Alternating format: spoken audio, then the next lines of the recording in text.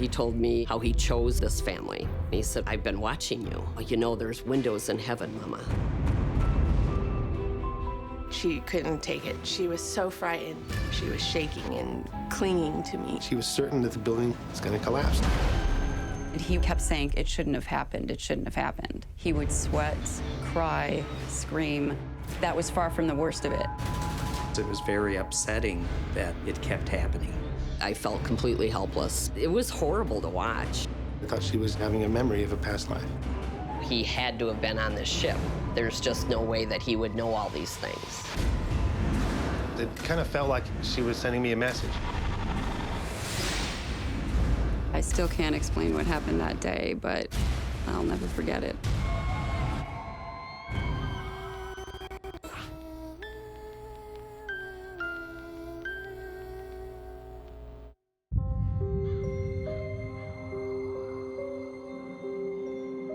Madison, Wisconsin is the state capital of Wisconsin, and it's very diverse. It's a university town. The winters are a little hard, but it's usually pretty beautiful here, and the people are great. I was married when I was quite young, and I had my daughter, Teal, and then John and I had Jamey 18 years later, and Jamey is my son. Jamey was a great baby. He's just been the greatest kid ever. I can't say enough good things about him. He was always very happy and joyful, you know, enjoyed everything that he did, had a great attention span for learning things, and he was really easy. He was an easy kid. I'm a forensic psychologist, and Jamey is my little brother. The age difference between Jamey and I is about 17 years. I was actually in college at the time when it all started. Everybody in my family loves to swim. You know, we all love the water, so we had a swimming pool. Jamey would never go down past the stairs of the pool, and even if I would pick him up and take him out into the water, he would completely panic, practically choke you, begging you to take him back into the shallow part of the pool. He was terrified of the deep end of the pool.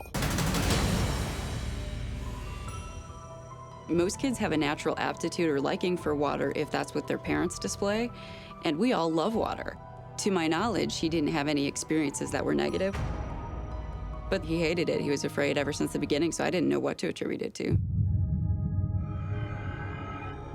When Jamey was about 3 or 4, he was young because he was trying to learn to ride a small bike. I was outside with him trying to encourage him to ride the bike, and he started talking about seeing our mom riding a bike down the same street. And he said, "Mom rode her blue bike. I saw her ride her blue bike." And I said, "Where did you see her? Like in a picture, like photograph?"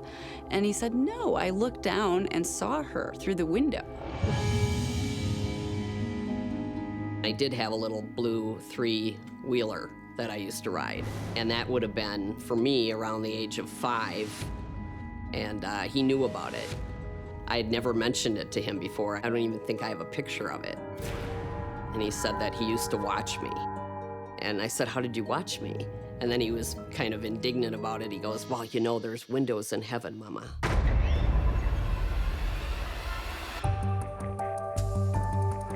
When he was a child, he actually had a little bit of an English accent to some things that he would say. Jamey had a speech impediment when he was very young, and so when he started saying things in an accent from time to time, I figured it was just part of the speech impediment. It was really when he started using different terminology to say things that I thought it was strange. He always used port and starboard to indicate left and right. I figured he must just be picking them up somewhere. I thought it might have been that he saw something on television that he was really enamored with and that he would just start using those expressions. I remember I used to try to correct him, and he would not say right or left. He only said port or starboard. When Jamey was around 4 or 5 years old, he started having night terrors. He would be asleep, he'd go to bed, and you'd hear him, you know, thrashing around a little bit. and then all of a sudden he'd come running. He didn't look at you, he didn't look at his surroundings, but he always seemed panicked, like he was looking for a way to get out. He seemed to be greatly distressed, and it was very frustrating for me. I had no idea what to do about any of it. It did concern us when he kept having these night terrors, and we talked to his doctor about it, who explained that it was a little more common than we thought for someone to sleepwalk. And we were concerned about it because it was very upsetting that it kept happening. Night terrors is a good word for them. They were terrifying. But this was just the beginning.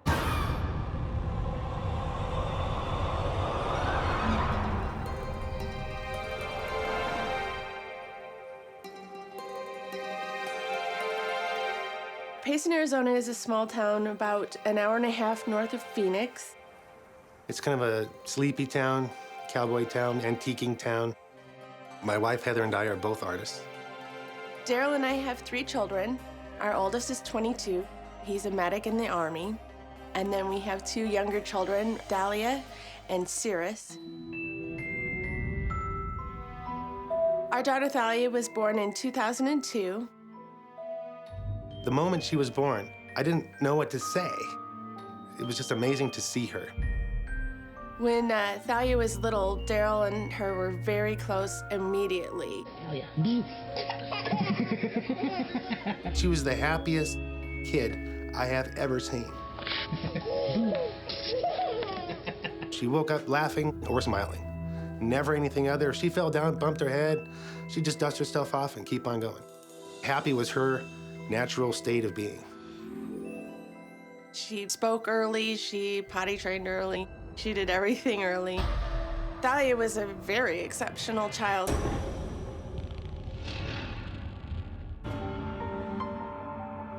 We moved to Costa Rica in 2003.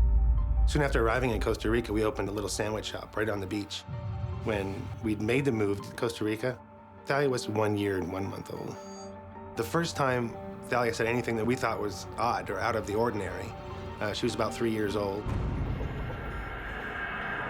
She was just sitting quietly, being very morose and crying to herself. And we just didn't understand that. And I said, "What's the matter?" And she was in a distant place. And I was trying to get out of her what it was that was bothering her so much. And she said, "That old lady, that poor lady, that old lady, I can't help her. She needs help." And she wouldn't elaborate. We didn't have an old lady in our presence, in our lives. Nobody she saw like that. She would have these sort of crying episodes every few days for about 6 weeks or so.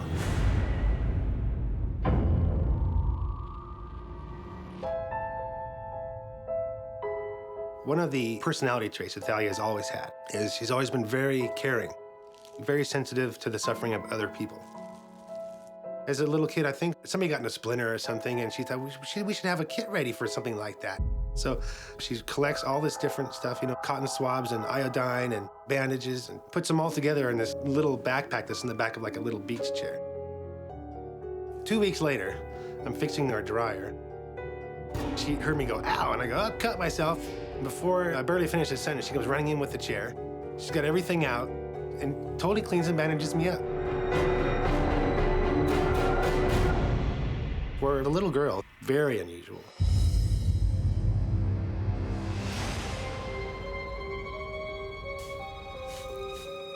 I was sweeping the floor, and I see Thalia at the corner of my eye. She's just standing still on the edge of one of the patios, looking out over the garden. She hasn't moved. I just continue to sweep, and I still see that she hasn't moved. So I put the broom down against the railing, and I walk over, and I said, "Are you okay?" And she's got this distant stare, this look in her eyes that I've never seen before. And she just looks up at me and says, "Do you remember when we were Japanese?"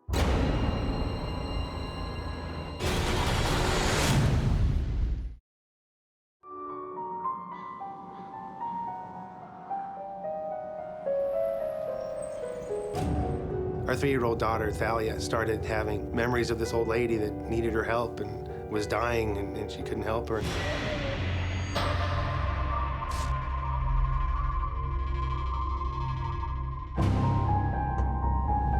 I was sweeping the floor, and I see Thalia at the corner of my eye. And she's got this distant stare. She just looks up at me and says, "Do you remember when we were Japanese?" Aside from the shock, my first thought was, I want to know where she's taking this when she was talking about the old lady that needed help. And here she is doing it again. So I said, "What do you remember?" And she says, "Well, that's why I'm sad right now. I was thinking about that little girl." I said, "What little girl?" And she says, "The one that died. Remember that little girl who just worked and worked and worked, and then she died? That was sad. That's what I was thinking about." I thought it was significant that a child was talking about another child having to work so hard until she got sick. I thought that was an unusual thing for a child to speak of. She stretched her arms up to be picked up because she was visibly upset about him.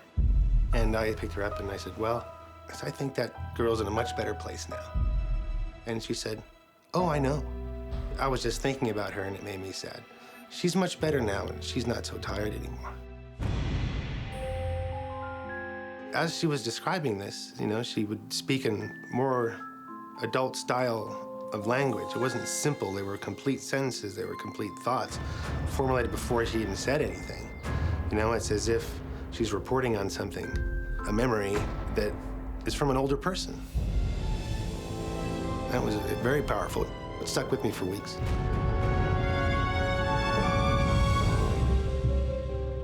The village in Costa Rica that we were living in was very remote, and we did not have a television.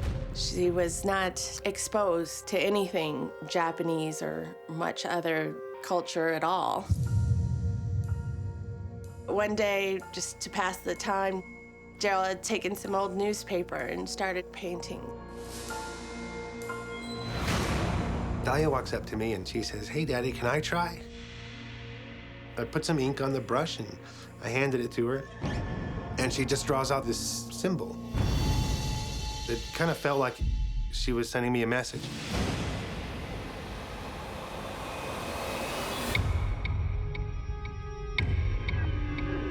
From the age of 4 years old, Jamey started having night terrors.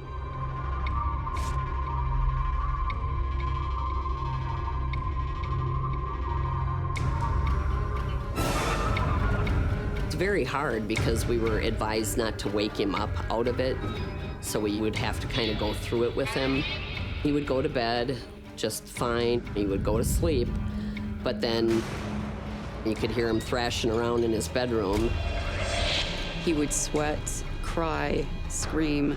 By the time the nightmare was done, his pajamas were literally soaked through. And then he would bolt. He would just fly out of bed, and he would come running down the hallway, go running into rooms, and you had to make sure he didn't go down the stairs. It was horrible because we didn't know if it was ever going to go away. I felt completely helpless. During the terror, he would talk, and he would talk about water or drowning or going under. I started to realize that there had to be something to this, that it wasn't just a nightmare that he was having, that he had some memory of something that was extremely traumatic, and he kept fighting it. He was struggling with it. I was trying to get my mom and everybody to be calm about it because being in psychology, I know that night terrors are actually really common. I just kind of wrote that off as not experiencing one particular thing over and over, just that he was having night terrors like normal kids do.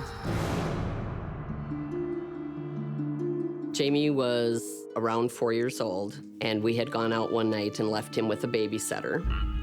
And when we came home, we found out that Jamey had watched the last half of the Titanic movie, which is not something we were happy about. And the next day, he started drawing and painting picture after picture of the Titanic. Within the first 2 weeks, he probably had painted 50 pictures.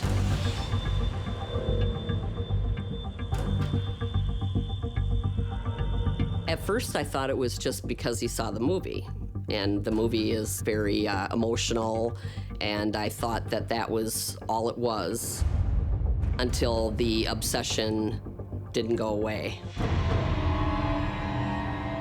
No matter where he went, on his notebooks, in school, on placemats, he drew the Titanic over and over and over again. I didn't know it then, but that was far from the worst of it.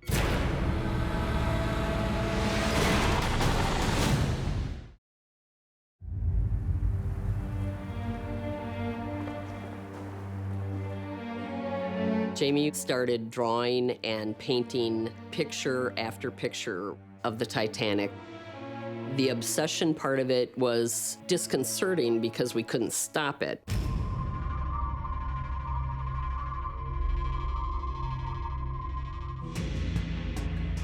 His paintings and drawings of the Titanic, some of them look like they were done by an adult.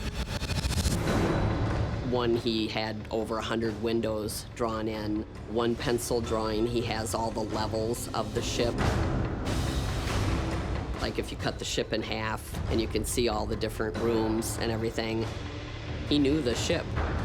He knew it by heart. You can't learn that by watching the movie. The movie actually was more about a love story, and Jamey was completely distraught over the fact that the people in the boiler room died first. Like it was his fault that they were trapped. I figured he'd seen the movie, which was a popular movie at the time, and maybe that's why he was into it. But the form of obsession that he had with it, I knew wasn't normal. So I was a little creeped out. He started talking about the accident itself and how it shouldn't have happened. That there were mistakes, there were corners cut, and the men in the boiler rooms should not have been trapped. And he would cry about it. He was obsessed with what happened to that ship and what happened to the people on that ship, and kept saying things like, it shouldn't have happened, it shouldn't have happened. So he was obsessed with the tragedy of the Titanic. When it started to get really obvious that this was all he wanted to deal with, I did start to think maybe he needed some sort of therapy about it. Like maybe he was so traumatized by the movie and we just didn't realize it, that this was his way of working out that trauma, but it just seems so unlikely, especially considering all the other things that kids are exposed to these days. Why would the sinking of a ship 100 years ago be that upsetting? It was horrible to watch. I mean, I would cry with him. He acted like he was responsible for the accident. He had so much knowledge about the ship and such an interest in it that we thought there has to be some other deeper connection. I had always grew up with the belief of reincarnation. So it was a very common thing for me to think that, you know, yes, there might be more than just this one life. And I had that attitude with Jamey. I didn't say, oh, that's ridiculous, or, you know, where did you get this stuff from? I started collecting it. I started making a journal. It slowly dawned on me that, you know, he had to have been on this ship. There's just no way that he would know all these things. We talked about the idea of it being a past life. Maybe he had been on the Titanic. When he was 5 years old, he was telling me some of the mistakes that they made in building the ship. Using iron instead of steel was wrong. He was 5. He was telling me these things. And he said that when the ship hit the iceberg, the emergency doors trapped everybody in the boiler room. He would sob and say, they died first, Mama. They died first. You don't understand. And I would try to comfort him and say, oh, no, honey, I understand. And then he would wail and he'd say, no, you don't understand.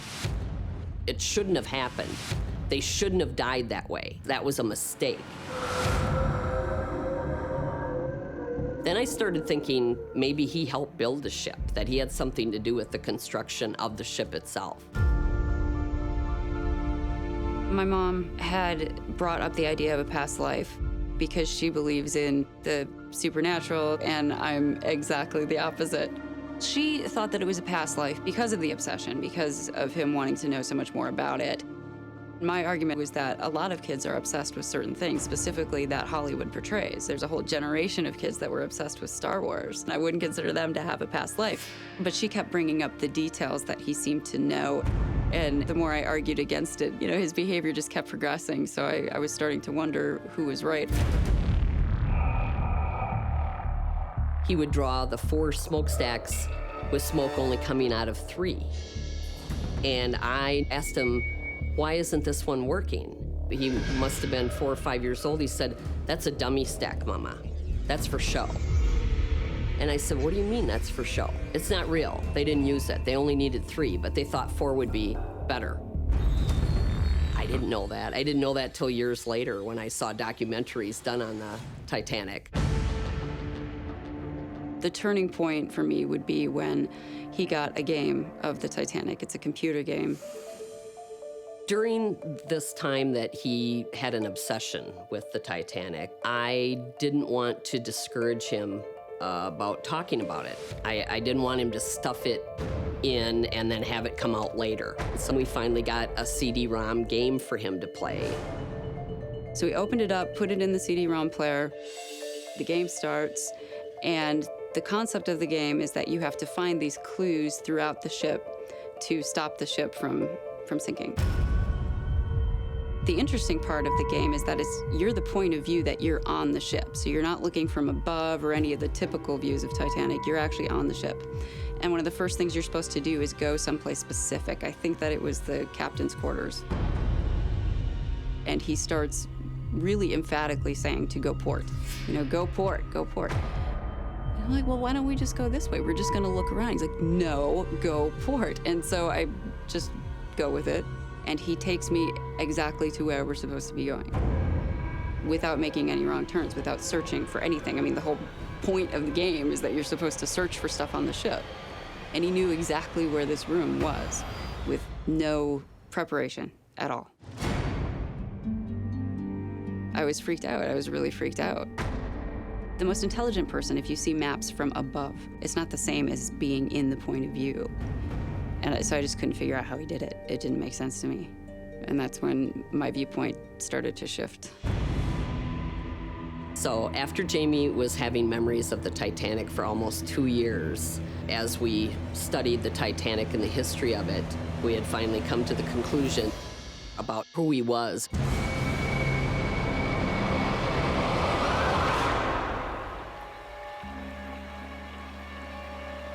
Our 3-year-old daughter, Thalia, started having memories of this old lady that needed her help and was dying, and she couldn't help her, and then she started having memories of being Japanese.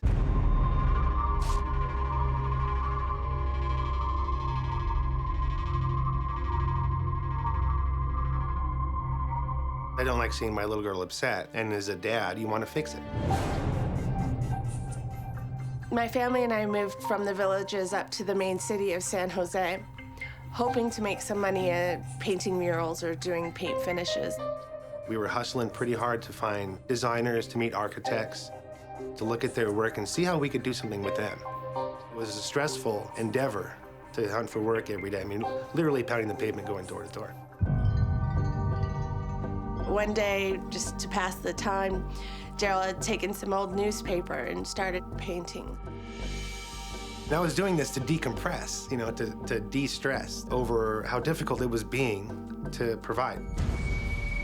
Thalia walks up to me and she says, "Hey, Daddy, can I try?" She came in and she wanted to try, and I think at that time she was 4. I put some ink on the brush and I handed it to her.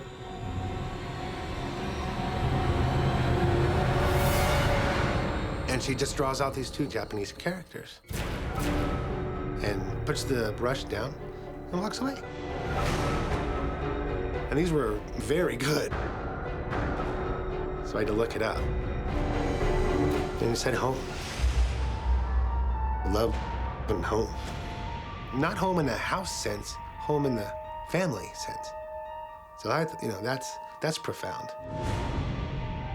She'd always had that ability, to write letters and things like that, just seemed practically born with it. But to do these Japanese characters is just amazing. It kind of felt like she was sending me a message. I was doing this to decompress, to relax over how difficult it was being to pay bills, pay rent, and keep our house. And then when she comes up and does that, talk about decompress, it was just like, right. It was like, remember, wake up. We are home. You're home. This is home. We moved from Costa Rica back to the States because it was really hard to make a living. I mean, we could survive, but it was like scratching dirt. Thalia was about 6 when we'd made the move.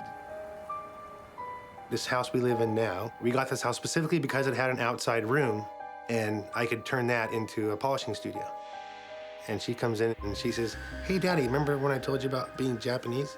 Of course I do. How are you gonna forget that? And she says, well, something popped in my head, and she grabbed a Sharpie and drew this symbol.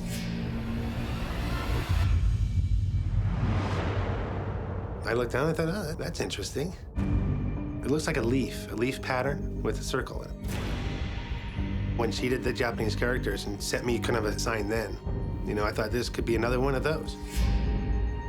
It reminded me of like a family symbols, the family crests. And I thought, I might look into that just to see. She remembers being Japanese. Maybe that's a family crest. I don't know, but I'd certainly be interested to find out. I went online.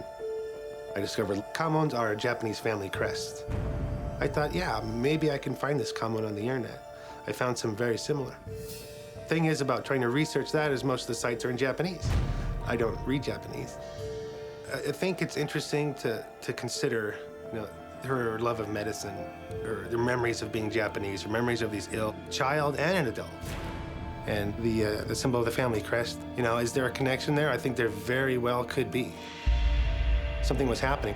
Maybe that's what she's telling me. I thought she was having a memory of a past life.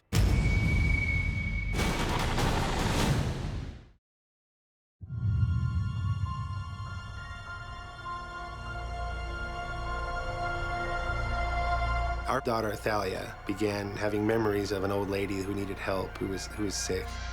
She began having memories of being Japanese, and she wrote Japanese calligraphy out of the blue. She grabbed a Sharpie and drew this symbol. It reminded me of like a family crest.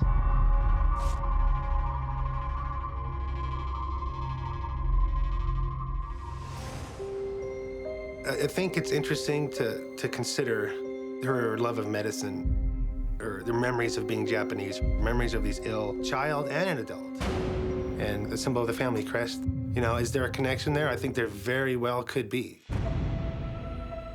Thalia had started expressing that she was frightened of large buildings. My wife Heather had taken Thalia to an air museum. And we went into this museum and she couldn't take it. She was so frightened. She was shaking and clinging to me. Then she started to cry. And she said, no, it's gonna fall down. It's gonna fall down. She was certain that the building is gonna collapse.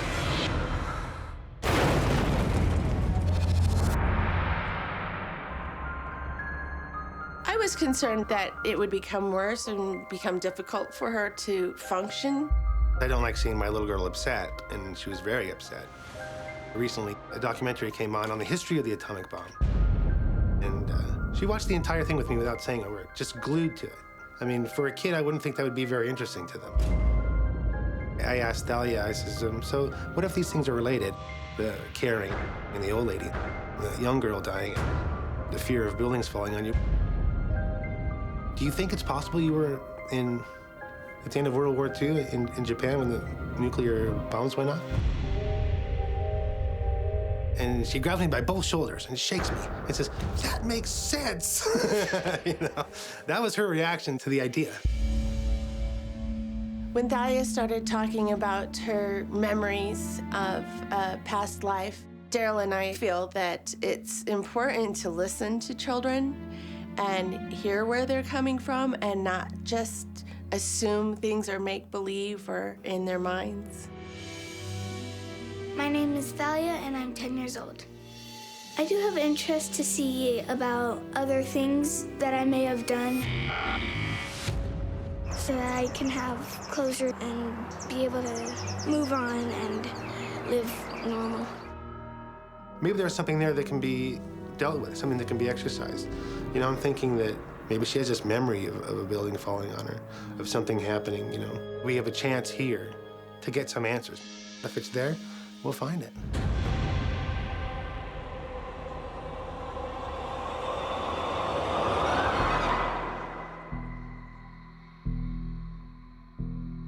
After years of Jamey's memories of the Titanic and the night terrors and the fear of deep water and all the drawings and the paintings he made, we had finally come to the conclusion that he was having a past life memory.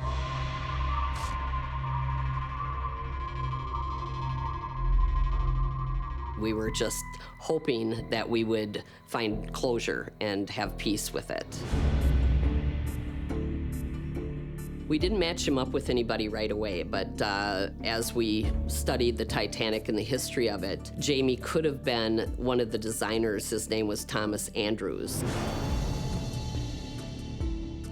We felt like Jamey had a connection with the ship's architect, Thomas Andrews, and he was very interested in the whole shipbuilding side of it.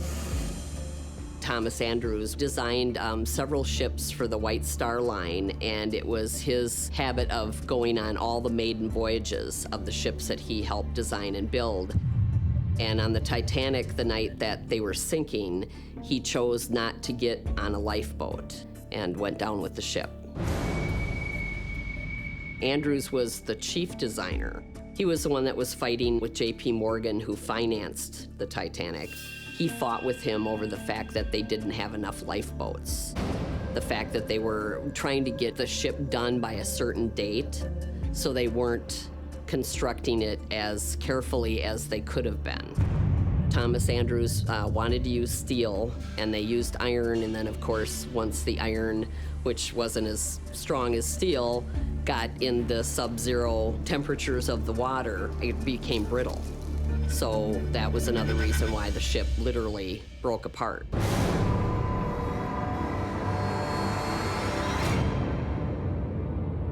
When you read about Thomas Andrews, it fit with what Jamey said. They took the Titanic exhibit across the country, and as soon as my daughter Teal heard that they were coming to Chicago, we bought tickets immediately and figured Jamey has to go see it. The things that he was experiencing were becoming more and more intense, and the obsession had been going on for so long that I thought maybe if he is exposed to things that were actually there, maybe something will click in him and it won't be such an obsession anymore. Maybe if he gets closer to it, it'll make things better, because I wanted him to be able to be a normal kid. When we got there, they had so many artifacts, and Jamey looked at everything in detail. All the other kids at the exhibit were just looking, running, playing. Jamey, however, studied every single piece that they had on display. I didn't realize how big of a deal it was going to be until I saw he was shaking and almost breathless. And then I started realizing that maybe this was going to be more heavy than I thought it was going to be. When we went to the Titanic exhibit, I was hoping that there would be something that would turn the corner for Jamey. But it was after the exhibit that Jamey had the dream that I call the death dream.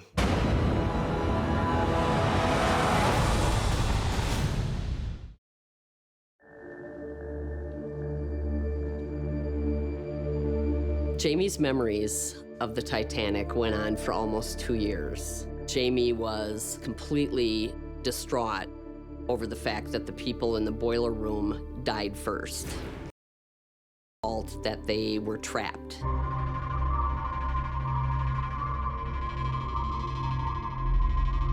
It was so sad, like heartbreaking. When we went to the Titanic exhibit in Chicago, I was hoping that there would be something that would turn the corner for Jamey.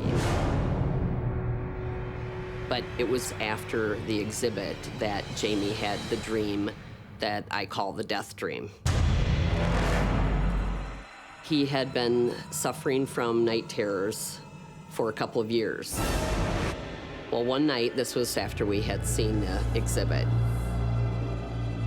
I was home alone with Jamey. He was in bed asleep, and I was watching television, and all of a sudden I heard a bang on his bedroom wall. It was rhythmic. It was bang, bang, bang, bang. And I jumped up, and I ran down the hallway, and I flung the door open, and Jamey was up on all fours on his bed. He was staring at the floor, and he was almost convulsing. He was shaking so hard. I didn't know what to do. I mean, I was terrified, and I didn't know if I should, like, shake him out of it. And before I could even do anything, he screamed, and I cannot tell you the terror in his voice. He screamed, "She's going down."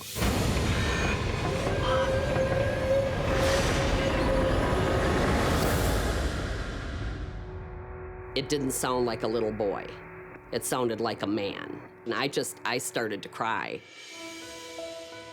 She called me and didn't know what to do about it. It was very upsetting. You know, it was the worst night terror he'd ever had, and I think the exhibit probably brought that up because he got so close to the things that maybe in a prior life he had seen at the end of his life. But after that night, it was a day or two, he would talk about the Titanic. And then it was a week, he'd talk about the Titanic. Then it was 2 weeks. And slowly, he just stopped talking about it. And I really felt that through all of that brought him to the memory of actually the ship sinking. And once he experienced that, it was over. It was over. I was happy. I was very happy that it seemed to just kind of naturally transition, that it was there for the longest time, and then it just seemed to fall away, and everything else that Jamey is now came more into focus. My name is Jamey, and I'm 19 years old. I am in college right now, and I'm studying animation, 3D modeling, and concept art. It just seemed like I had all these different memories at the time that really didn't make sense, and the Titanic was as familiar as my house was to me. I would like to think that I was probably Thomas Andrews just because of the personality traits, and what he did is what I would have done. He gave himself up to let others get off the ship. And it was a horrible tragedy in history, and I don't know, I'm just very at peace with it, than knowing that I died on the Titanic. I think Jamey's past life experience for him proved to him that we do come around more than once. He's a great believer in that. And it gives him, I think, excitement for the future that he's capable of doing anything. I hope that he is successful in whatever he does, and that if he does fail at something, that he doesn't go down with the ship this time. That he forgives himself and just moves on.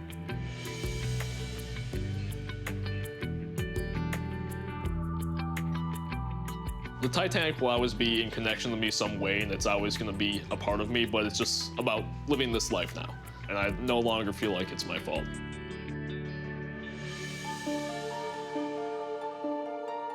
I asked Thalia, I says, what if these things are related? The caring and the old lady and the young girl dying and the fear of buildings falling on you. Do you think it's possible you were at the end of World War II in Japan when the nuclear bombs went off? She thought about it for a second, and she stands up, and she grabs me by both shoulders and shakes me and says, "That makes sense." You know, that was her reaction to the idea. I do have interest to see about other things that I may have done so that I can have closure, be able to move on and live normal.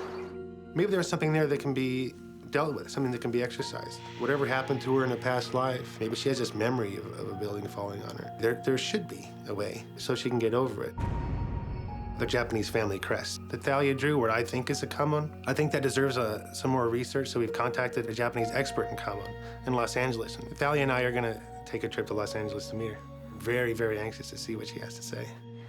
First, I saw the picture that you had sent me that, Thalia, you had drawn, and I was fascinated when I saw it.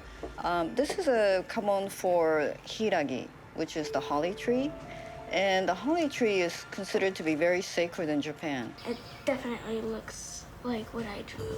Yeah, I'm glad you think so. They do have the list of the names of people who use this crest the most often in Japan.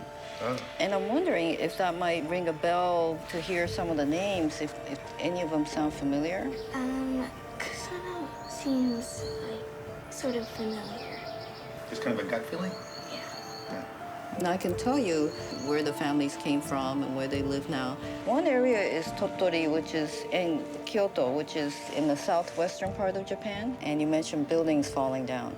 You mentioned taking care of an old woman and some children that were very sick, and you were like a medic taking care of them. There's a very well documented group of medics and nurses who were sent from Tottori into Hiroshima to take care of the people after the atom bomb.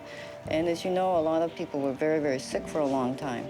And, you know, buildings were falling down. So it's hard to say definitively, you know, what it means, Right. but, you know, there's just some possibilities that you could look at.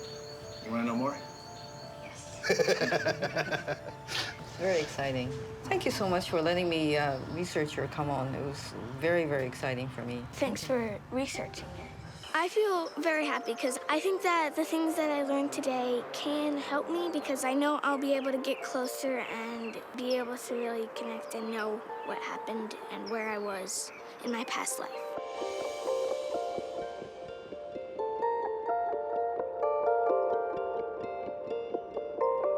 It would be pretty cool to travel to Japan and find my past life family because if I have closure, I can be able to be Thalia and I don't need to be stuck in the past. Sue, the Japanese kamon expert, with our meeting today, she gave us a direction and an area to focus on and a place to go. So we're definitely going to be making a trip to Japan at some point. We would love to do that, and I think when we can, we will.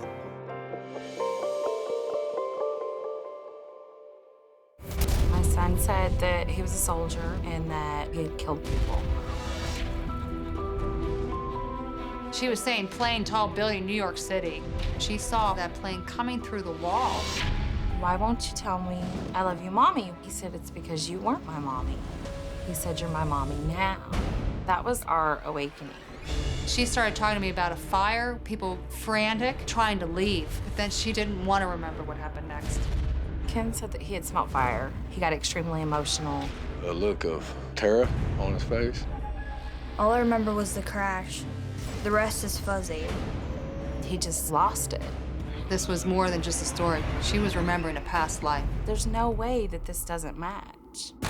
It's not that I don't believe it. I have a hard time processing it. I couldn't understand where this was coming from. My little boy was suffering and I felt helpless. I don't believe anything unless it happens to me, but I know something happened to my son.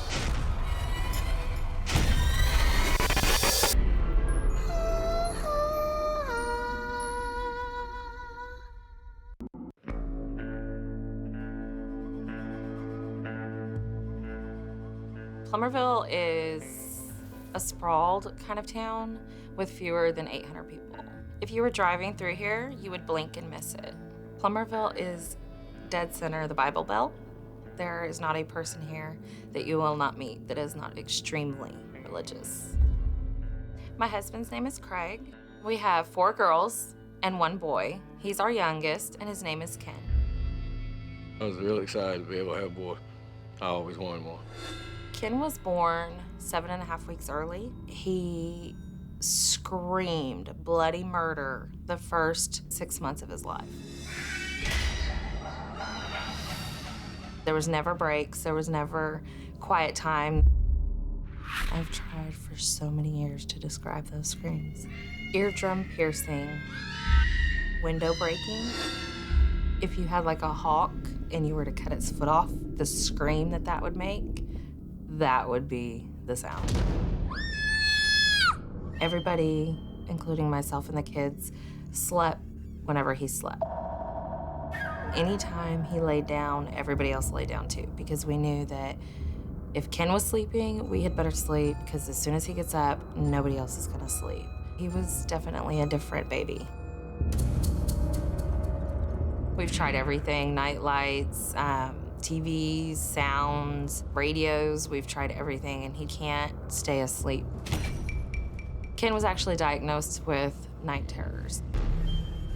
It was an extreme version of nightmares. He'd wake up screaming, crying, his arms flailing, kicking his feet, and he started very young getting up and running the house.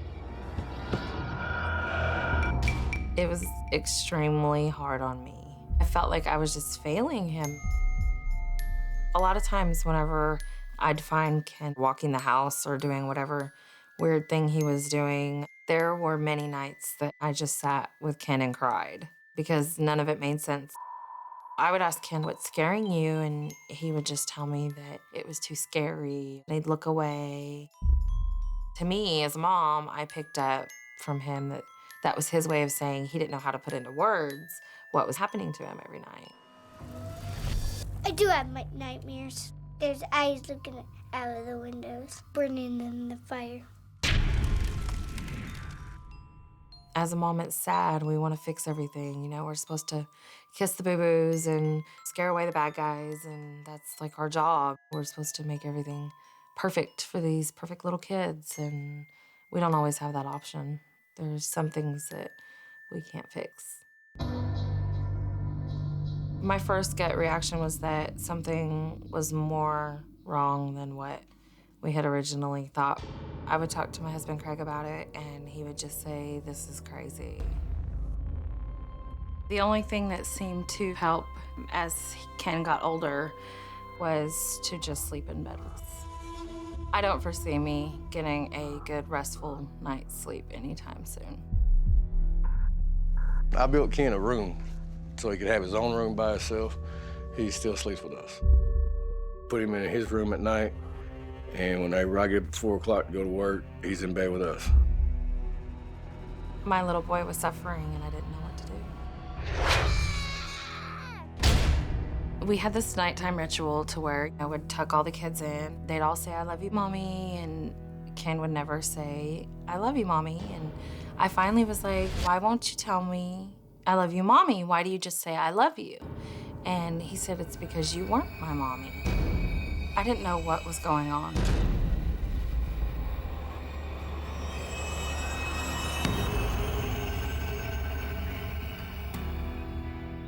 My name is Karen, and I am Claire's mom. I work as the marketing communications coordinator at a privately owned company here in Pittsburgh. If you're into sports, you're in the right place. I think Pittsburgh's a good place to have a family. There's a lot of things for kids to do. I love the Science Center. It's wonderful. I'm so glad that that's here. When I was around 6 months pregnant, my sister called right around 9 o'clock and wanted me to turn the TV on. It was September 11th. We turned on some TVs at the office, and they kept saying, a plane went down in Pittsburgh, a plane went down in Pittsburgh. And I was like, oh my gosh, Pittsburgh, my sister lives in Pittsburgh. I really was shocked at what was happening in the world. She was actually fearful for my life, thinking that a plane had hit here in Pittsburgh. United 93 crashed about an hour from here. I couldn't believe what was happening and sat there and watched and was like, oh my God, what am I bringing my baby into? And a lot of things changed after that, and it's not right.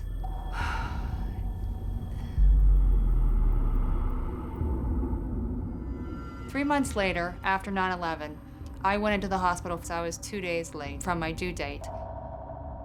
I just remember Karen had a lot of complications. By that afternoon, I was actually in labor and she was getting ready to come out. We went from having a labor and delivery room with just the doctor and a nurse to a full-filled room with lots of people from the neonatal care and the nurse standing next to me saying, just breathe for the baby, just breathe for the baby. They rushed me next door to the emergency room and we did an emergency C-section. She wasn't breathing when she came out and we both nearly died. I just remember being scared for her and Claire at the same time. I actually remember hearing them say that she was blue. I was frantic. When I saw her in NICU, she had tubes everywhere in her, and they had to intubate her right away. She had swallowed and breathed in a lot of blood. They had to check her for brain waves and everything. It was horrifying. I actually felt like it was my fault that she went through all that. After Claire's birth, I was on a lot of medication and in a lot of pain. I remember being wheeled up next to her. I still see that cute little hat they put on, that little striped hat they put on in NICU for them. I can remember the smell and everything. So I was able to kiss her. She had the best smile on her face, you know, and she's just laying there. It was wonderful. She had been tested not long after birth for milestones to see if you're grasping things. She was all ahead or beyond her age group for every test that they ever did to her, so she was completely fine. Claire was always advanced with everything. I mean, she picked up on everything that you would talk to her about. She walked early. She started being creative at the age of 9 months. That was when I first gave her something to draw with. I honestly don't know of a day that has gone by where I haven't seen her drawing something. The first time I noticed something was out of character with Claire was when she was around 2. Claire has always been my baby, and I called her that for a really long time. I also call her Claire, too. But as she started getting more vocal and having conversations with us, she decided that she only wanted to be called baby. She did not want to be called Claire. She said it wasn't her name. She was pretty adamant about it. I just thought she was being a kid. That's just what kids do. They go through little phases. And then Claire said something else to me that left me bewildered.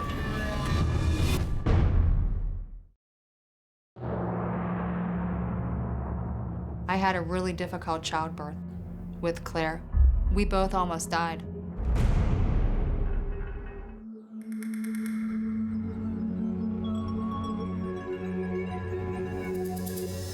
I had many conversations with her about why didn't she want to be called Claire? Why did she want to be called baby? I didn't know what was going on with her. She always would say she wants to stay a baby. And when she turned 3, she was very excited. That was her favorite number. She did not want to turn 4. She didn't want to get any older.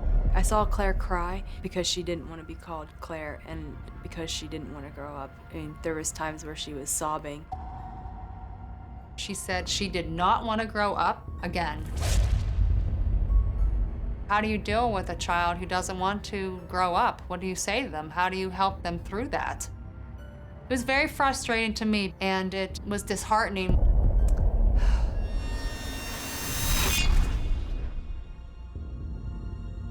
For a few years, everything was normal, and then something else happened. When Claire was around 8, we decided to take a trip to Texas to visit my sister. Claire was very excited about the trip at first. And then after I bought the tickets, she decided that she didn't want to get on that plane, and she did not want to go. She started telling me that she was afraid to fly. She was afraid to get on the plane. Claire had never flown in a plane before. I tried to talk to her about what it feels like to be on a plane. It feels like just like riding a bus, but it's very cool. You can see the clouds. She didn't care. I always considered Claire my risk taker. She would go to the top of the highest slide and be fine with it. About 2 weeks before the trip, when I was tucking her in bed, I decided to try again to have a discussion with Claire about being comfortable with flying. I asked her, what do you think the worst thing that would happen if we went on an airplane ride? When she finally talked to me about her true reason for being afraid to fly, I was overwhelmed.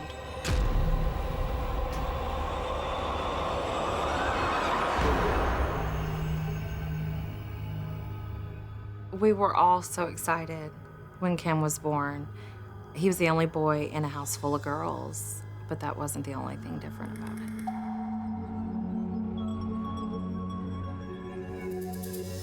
I felt like I was just failing him. When Ken grew older, it was nighttime, he took on a completely different personality. He started getting up and running. And instead of, "I love you, Mommy," Ken said, "You weren't my mommy." He said, "You're my mommy now." We're dealing with a whole nother issue. But that was only the beginning. Every chance I get, I try to encourage Ken to do things that make him happy. And outdoors is his thing. If he can be outside, he's happy. He'll stay outside all the time if you let him. First minute when he gets up in the morning, he's outside the door. Ken is an adventurer. He has this greater appreciation for the natural world. He feels like that's where he belongs. When Ken was 5, we planned on going on a family trip to the Natural Bridge. And we got up there and it was closed. We thought, well, you know, we can't just cut it short because it's closed. Let's drive and see what we find. And we found this particular spot, completely new to us, and Ken had never been up there before. When we got out and started to walk, I noticed that Ken's total demeanor changed, almost instantaneously. His facial expressions changed. He was very somber, which then turned into extreme sadness. He wasn't out in front of the family. He was quite a ways behind us, which is very unusual for Ken. And I actually had to go get him and hold his hand to walk this path.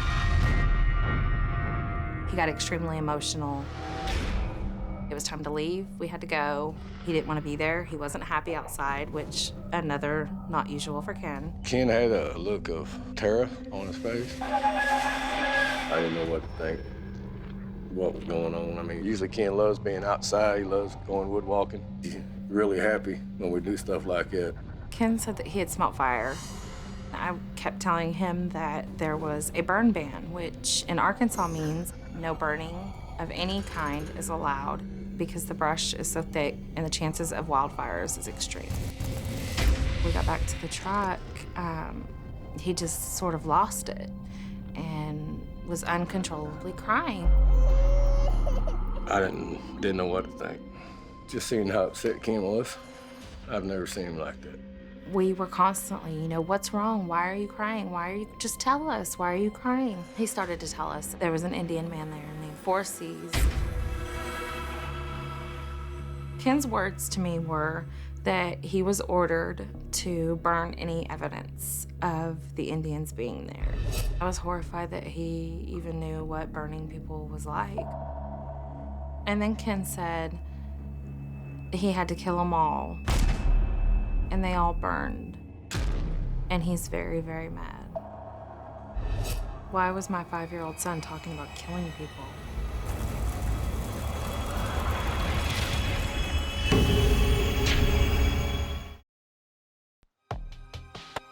My 6-year-old son, Ken, has had night terrors since he was a baby. The screaming was so loud that it affected the entire family. And then he said that I wasn't his only mother.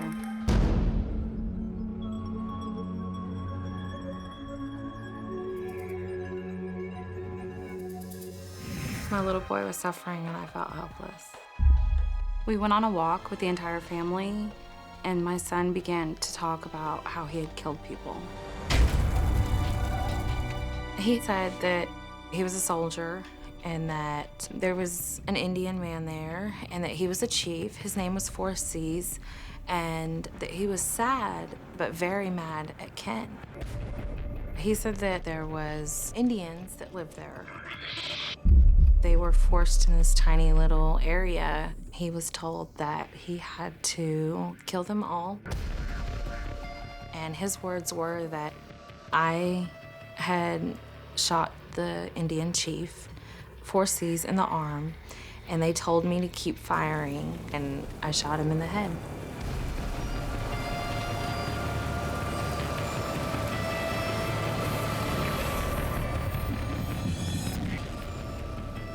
was told that he had to burn down all evidence of them. Why would my son know about people being shot in the head? Kenny was acting like that he was there when it happened. He kept on repeating about the people being burnt and killed. And he couldn't get through the story without crying. I started realizing something was wrong. Ken wasn't as emotional about anything else ever in his life that he was about this one instance. His fear and his sadness, it was real. At this point, I started to think that maybe this was all connected to what Ken was going through at night. Then they took him to the side and talked to him and helped him work through it, and he got to feeling a little bit better about what happened. Whenever we had gotten home, I put him to bed, and he passed out like he had been doing, you know, crazy hard labor all day long. That's the only night I ever remember him sleeping through the night. I feel like he was relieved, in a sense. He had kept it bottled up for so long and hadn't said anything for whatever his reasons were, that he finally just feels like he had just dumped all this off and was able to rest. I immediately went to research because I want to know what's going on with him. I jumped on the internet and I typed in 4Cs, and I typed in 4Cs Arkansas. I typed in 4Cs Trail. I typed in anything and everything I can come across that would lead me to any answers. And I actually came across the Trail of Tears.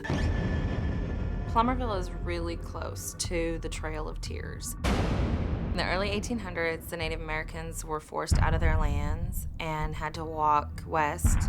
They call it the Trail of Tears because they lost many, many loved ones. I learned part of the Native American tradition is that you have past lives. Reincarnation is part of the life and death cycle. When I told my husband that it could have been a past life, he really didn't know what to say. I always believed that once you was dead, you was dead. I still don't really all the way buy into that past life stuff. Over a couple of weeks, Ken just kept dropping these little hints. Back started to pour in. 4Cs was a good medium. He told me his name was Kit, and I said, "Your name is Ken." And he said, "No, it's Kit." The closest name I've ever heard in my life is like Kyle or something. Like, I've never heard Kit. I kept looking and I kept doing research, and then one day there it was. My son's memories were real, and I was shocked.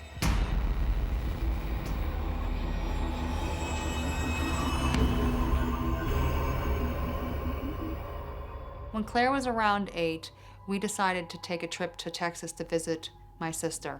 After I bought the tickets, she decided that she didn't want to get on that plane, and she did not want to go.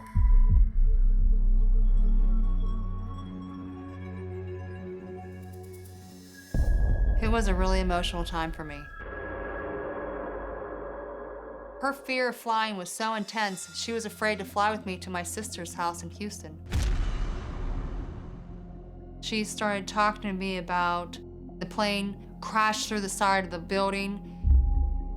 I remember her telling me that Claire felt pretty adamant that she was in a building when a plane crashed. She continued telling me that she saw a portion of that plane coming through the wall. Could have been something she had seen because every year they replay something from September 11th. I remembered back to when I was pregnant with Claire and the whole 9/11 incident, and I thought to myself, ooh, I wonder if she's remembering being a part of the whole 9/11 tragedy. For about 2 weeks, she continued telling me that she worked in an office in New York City, and I started writing everything she told me down. She was talking with emotion and like it was happening, it was very real to her. Claire described her hair as being red and wavy. She even remembered that she would often put it up in a bun. The way she described the outfit that she was wearing, it was sort of like a 1950s type of style. And I really restricted what they watched on TV. And so where would she have seen 1950s clothes to even describe them? She started talking to me about a fire within the office, people frantic, but then she didn't remember what happened next.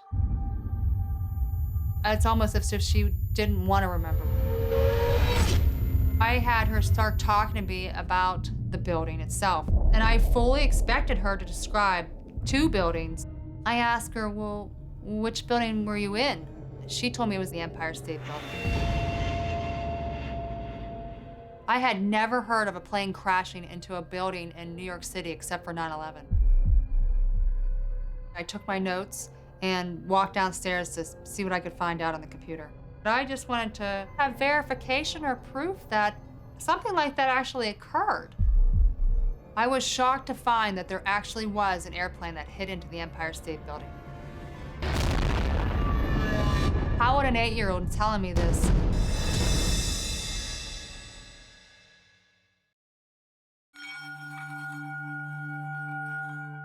There was something that bothered my son Ken from the time that he was born. He couldn't sleep without having horrible nightmares, and something seemed to haunt him.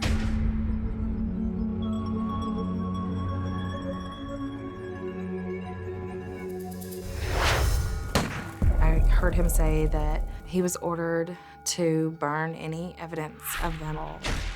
Whenever we had gotten home, I put him to bed. That's the only night I ever remember him sleeping through the night. But then all of a sudden, his nightmares were back. As Kenny's daddy, I wanted to help him, wanted to make him feel safe, and I didn't know how to. When you live in Arkansas, you often hear about the Trail of Tears. I started to think that that was the connection to Ken's memories. Knowing that the Trail of Tears run through Arkansas, it went through my mind that we could have been on an Indian burial ground. And when Kenny said he was a soldier, there were some Civil War battles around here in Arkansas too, so I thought maybe there could be some connection with that. I typed in 4Cs and Native American, and I got a hit. I learned that 4Cs is a major symbol in the Navajo creation story. And my belief was so that 4Cs could represent the Navajo people in Ken's memories. The Navajo had their own Trail of Tears, and they called that the Long Walk. The Long Walk actually took place in New Mexico, not in Arkansas. It occurred in 1864, a couple of decades after the Trail of Tears. The US government had forced the Navajo people off of their land, and then it jumped off the page at me. The story of a soldier named Kit Carson, the exact name my son had told me. I was literally like yelling, oh my gosh, oh my gosh, oh my gosh, he said that name. Kit Carson was a person that I had never heard of before. And I know my son has never heard of him before because it's not something they had learned about in school. Kit Carson was a mountain man and a wilderness expert in the 1800s. Kit Carson loved the outdoors. He was an adventurer, a scout, and a trapper. Kenneth loved being outdoors, and Kit Carson was a frontiersman. He was also a soldier who fought in the Mexican-American War and in the Civil War. The military forced Kit Carson to do things that were inexcusably brutal. Kit Carson was one of many in charge of driving the Navajo out of their land into inhospitable lands. Some of the Navajo people were shot and some were burned. Kit Carson was also extremely conflicted about what he had done and what he was forced to do versus what he felt was right, because he knew what he was doing was wrong and because he had married a Native American woman. I immediately saw the connection because with Ken smelling smoke and talking about them burning, this little boy had the memory of it. Everything that Ken was saying was matching up with the story of the Long Walk. I looked up and saw human burning in fires. And there was like 10 people burning in the fire. Or 13, or 100. It was a pretty huge pile. The pieces of the puzzle were all just coming together. There's no way that this doesn't match. I didn't know what to think whenever Danette told me she found that what Ken was talking about was a true story. I'm a skeptic. I don't think I'll believe anything unless it happens to me. But at the same time, I know something happened to my son. I asked Kenneth if the name Kit Carson meant anything to him, and he said, yeah, that's me.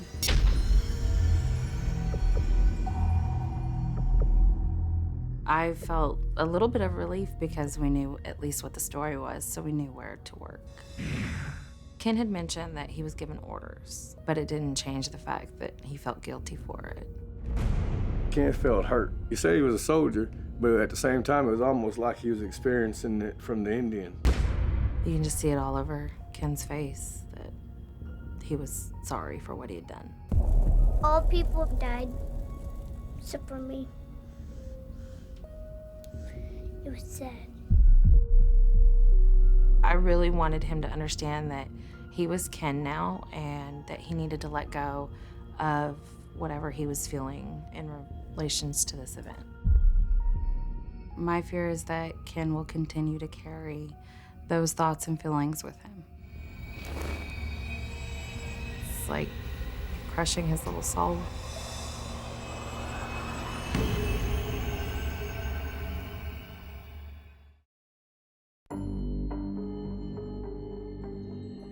Everything that Ken was saying was matching up with the story of the long walk.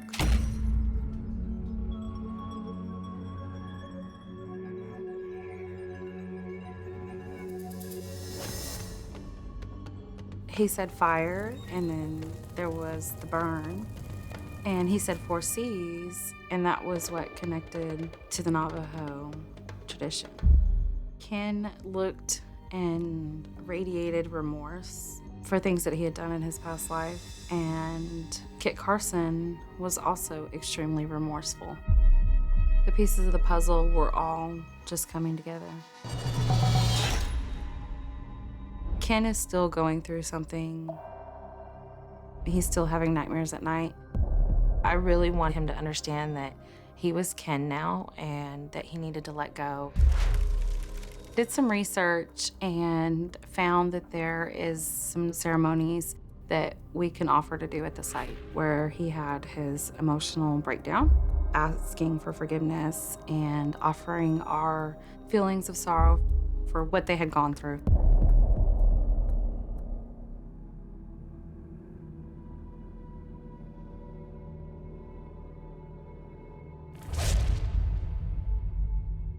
This is a place where Ken initially shared his story about Kit Carson with us. We want to do a ceremony for Ken to ask for forgiveness for what he had done and to say goodbye to Kit Carson.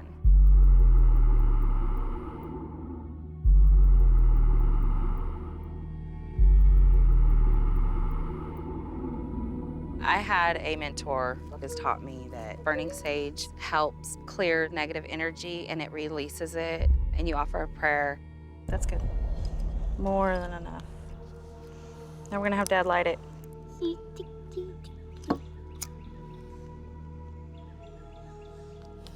Try to get it that other little piece right here. Okay, you ready? Yes. We're gonna say goodbye to Kit Carson. Okay, I will. We're sorry for all the things that Kit Carson has done. I'm sorry for all the things that Kit Carson has done. But we need to say goodbye to Kit Carson and 4 C's. But we need to say goodbye to Kit Carson and 4 C's. So that I can go on and do wonderful things in my life. So I can go on and do wonderful things in my life.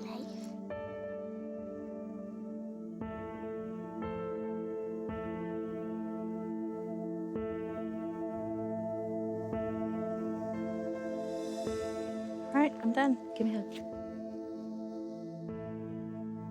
I definitely feel optimistic that Ken will be able to set this part of his life aside and move forward and do some good in the world this time around.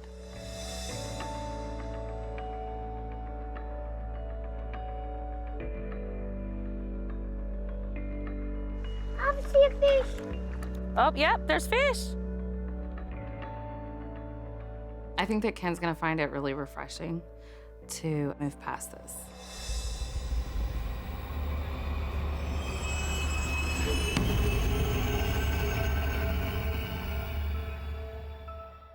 I recognized that my daughter Claire had a fear of flying when we had the opportunity to fly to Houston.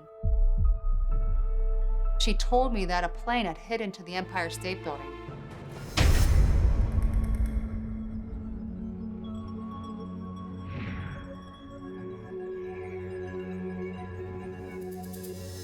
I had never heard of a plane crashing into a building in New York City except for 9/11. I couldn't understand, how would she know about that? When I sat down to do research, I was shocked to find out that on July 28, 1945, there actually was a plane. The disaster on 34th Street. An Army bomber lost in the overcast had crashed into the towering Empire State Building, parts of it blasting completely through the 79th floor and landing across the street. When a count was made, 3 crewmen were dead, as well as 10 persons working in the skyscraper. 25 persons were injured in a disaster that remains the most singular in New York City's history. I was amazed to find that it really did happen. I realized this was more than just a story. She was remembering a past life. The year even matched the description of the clothes she had told me about. It's not that I don't believe it. I have a hard time processing it. I showed Claire what I found online the next day. It helped to validate what she remembered was real. My name is Clarice. I live in Pittsburgh, Pennsylvania, and I'm 12 years old. I remember my name Rose and that I had 2 children. I was working inside of a cubicle in the Empire State Building when the plane's wing crashed into my office. All I remember was the crash. The rest is fuzzy. We don't know exactly who Claire was in a past life, so it was very hard for her. I was unsure and scared. Through my research of those who have remembered a past life, it seems as though when a person visits the actual place where they had that past life, more memories can come through and more healing can happen. My mother's going to take me to the Empire State Building to help me recover from these memories. I'm interested to know if I have any flashbacks from that time. Maybe understanding my past self would help me understand me in this life.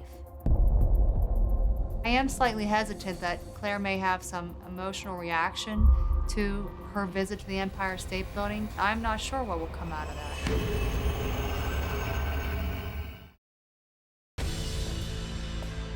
I asked Claire if she would be interested in going to the Empire State Building, and she said, yeah, she'd like to go. I am slightly hesitant that Claire may have some emotional reaction. Claire has a fear of being there. I'm not 100% sold that there are past lives and that we come back, but I support Claire and this journey that she's going to go on. I have some unanswered questions, like what happened that day? Why did the crash happen? Hopefully, it'll bring some closure. Claire and I are here in New York City. We're on 34th Street, which is just down around the corner from the Empire State Building. We're gonna walk into the Empire State Building and we're gonna see if we can try to see the 79th floor, peek in, or just kind of get near to there. See how far we can get. Hey, come on. Say hi, we're at the Empire State Building. It's pretty tall. I feel like Claire might remember some more information that she was not clear about, like her name.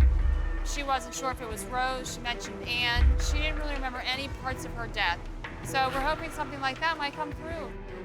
I'm feeling pretty good. I'm excited to go in the Empire State Building. It's pretty cool. I hope to find a list of names or memorials to people who used to work there, maybe to find who I was. I'm hoping we can find some more information on this particular plane crash in 1945. You remember that from somewhere? and to help her be at rest with that. Look how beautiful. I love all this. As we were walking around the building, as we were walking through the building, it looks like the 1920s, doesn't it? I couldn't help but wonder what that experience might have been like for her to go to work every day and to walk in there on that Saturday morning, not only to see the plane crash through the side of the wall. How horrifying that must have been.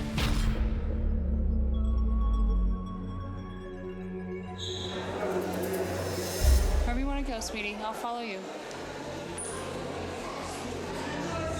See if there's a timeline, honey, somewhere.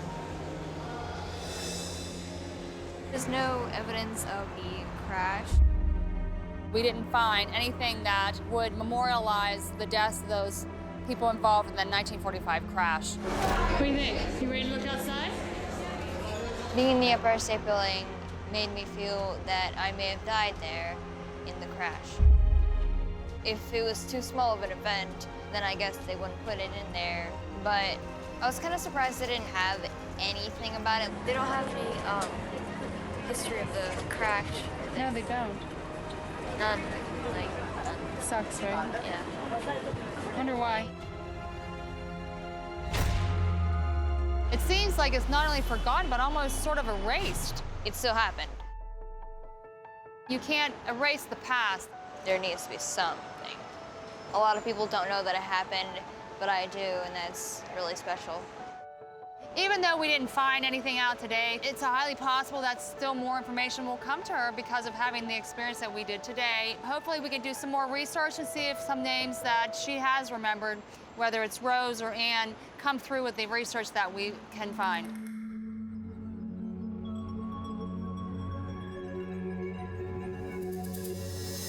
The producers gave us a list of names to find out if anything resonates with you. You want to look through with me? Sure. Mary died during the crash. And we have Anna. And then here's another one, Patricia. Oh, this is a woman that fell down the elevator. And then here's Margaret. The one who sounds most familiar is Anna Gerlach. Yeah? Why do you feel that way? Well, it says that she was Irish. No, that makes sense then too, huh? She was red hair. And her mother's name was Rose, too. And you remembered Rose as a name. That's The what you name said. Rose, the name Ann. It says she died instantly on impact. I found that I had actually died in the Empire State Building in the crash. You feel like that might have happened to you? Yeah. Because I have no memory of anything else. And that's most likely why her memory of that lifetime just stops. 2 kids. Everything that Claire told me really connected with Anna. The information that she remembered was true. I honestly didn't know if I was going to find anyone in there that would relate to my memories, but I did, and it was perfect. It's validation that you're not just like imagining this stuff. Not only did it give her healing, there's proof that it was real. I'm really tired from the day, but it's nice to put the pieces of the puzzle together and find out who I was in the end.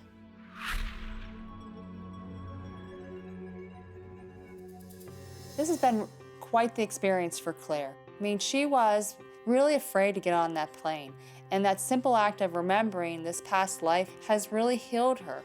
It was good that my mom brought me to New York City. I think that remembering all this stuff made me come over my fear of flying. I realized I'm not in that lifetime and I can't be hurt anymore. I don't have to be afraid anymore. Something clearly jarred his sleep and woke him up in a really distraught way. He would worry about how he was going to die. He just said out of nowhere, "Why did you take me away from my other family?" And then that's when he said that he was on a ship and it sank and that he died. One day I saw Jacob drawing something strange. He told me they were the shadow people. Anxiety is one of the things that would rear its ugly head. He told me about the day he was murdered. I knew this wasn't a normal young boy's way of thinking. I was suddenly very afraid because I wasn't sure what he was trying to tell me. What is going on with this kid and why is he doing this so frequently? And I had no explanation.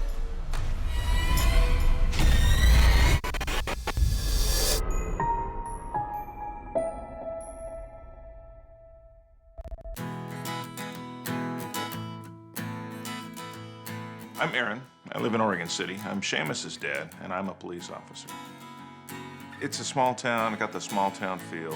The communities are close-knit. There's plenty of things for kids to do. There's lots to see. The trees are beautiful. There's fishing, there's rivers. There's lots of rural to it. We've just got a really comfortable place to be. Lisa and I met in February of 2005, and we married in February of 2006. And Sheamus was born in December. Short of being just getting married, the rest of the year it just beat us down. My name is Lisa, and I'm a rehabilitation assistant. The year 2006 was a bittersweet year for my husband and I. I couldn't have got through that year if I wasn't pregnant. We lost so many significant people. Her stepbrother died, my dad died, her grandfather died, a couple of really good friends. It was really just a traumatic year. That took its toll on everybody emotionally. I kept trying to keep it together for the baby, try to stay calm for the baby. Everything will be okay. We definitely were forced to change gears when all of a sudden there's a baby in my arms. When Sheamus was born, he was our very first, and talk about just an amazing moment. When they put Sheamus on my chest, Aaron whispered in my ear that it's a boy, and we started crying and stuff. Because we both wanted a boy, and with Aaron's father passing away, it was just a special moment. And then as he went on and grew up, he didn't demonstrate the things that you always hear about, the kids that don't sleep through the night or cry every 20 minutes or hour. He wasn't that guy. He slept longer than I did sometimes. As an intellectual scale of things that babies can do, he was always quick to be able to do any of them, whether it was eating with a spoon, crawling across the floor. He was always ahead of the curve. Just the inference of more intelligence than a toddler, for gosh sake, should have. As he got a little older, he would leave his room in the middle of the night, and then he'd just insist to cuddle with mom and dad. At first, we'd let that happen. You know, think, hey, this is cute, it's fun, this is what everybody does. It's part of the experience of having a young kid. But when this became persistent, it began to affect certainly me, because at the time I was working a day shift and getting up at 4:30 in the morning. So when disruptions came in the middle of the night, that became problematic. You know, this would be him coming in to our room in the middle of the night, being in tears, talking about being scared, something that's clearly jarred his sleep and woke him up in a really distraught way. To that end, it was kind of disturbing, because this was to the point where it was happening every day. What is going on with this kid, and why is he doing this so frequently? When Sheamus was 3 years old, Lisa and I were watching the movie Titanic. Sheamus woke up and came out, and he just immediately was absolutely glued to that movie, and it seemed like he was, in his mind somehow, you could look in his eyes and know that he was digging deeper somehow. Ever since then, he wanted to know all the details of that tragic story. He was just fascinated, and he would draw detailed pictures of it. As time went on, Lisa and I would every now and then catch ourselves just looking at each other and kind of scratching our heads and thinking, gosh, is there more to this than just his fascination with a movie? When Sheamus's obsession with ships became escalated, we started to become concerned.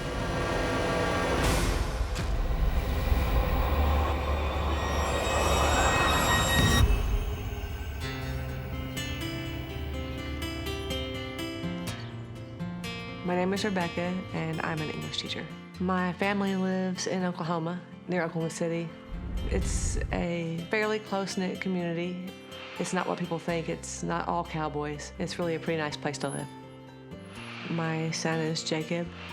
Jacob is my second child, and I decided to have him fairly late in life. I was really excited to get pregnant, especially on the first try.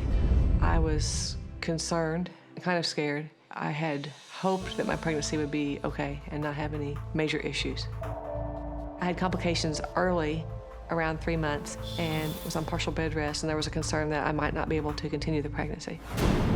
Jacob wasn't due until January 15th, and right after Thanksgiving, I started having contractions, and I was actually at work, and it was lunchtime, and I felt my water hemorrhage. Jacob was 7 weeks premature, and he weighed 5 pounds 4 ounces at birth, and he was 19.5 inches long. The doctor said had he gone full term, he probably would have been a 12-pound baby. I was so excited to have him here. When Jacob was 2 years old, he said something that completely shocked us. Jacob was a very articulate child very early. We had just finished lunch, and we were in the living room, and he just said, out of nowhere, "Why did you take me away from my other family?" I wasn't sure I heard him right. And so I asked him to repeat what he said, and Jacob said again, "Why did you take me away from my other family?"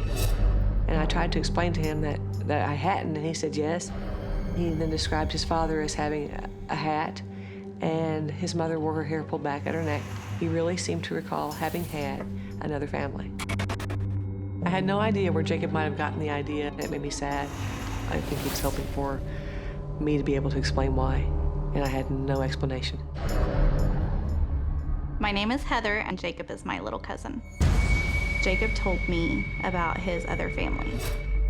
I did not really believe, because I feel like children can experience things in their lives that can cause them to feel and remember things that weren't necessarily there. Jacob seemed to be a really happy child. He didn't seem to have a lot of concerns. He made friends easily. He and his brother got along well for the difference in age, especially. He and his father did a lot of things together. Everything was fine. I couldn't imagine why he would want to make up another family. He also said other things that confused me. One day, Jacob asked me out of nowhere why he wasn't the older child. He said I should be the older brother.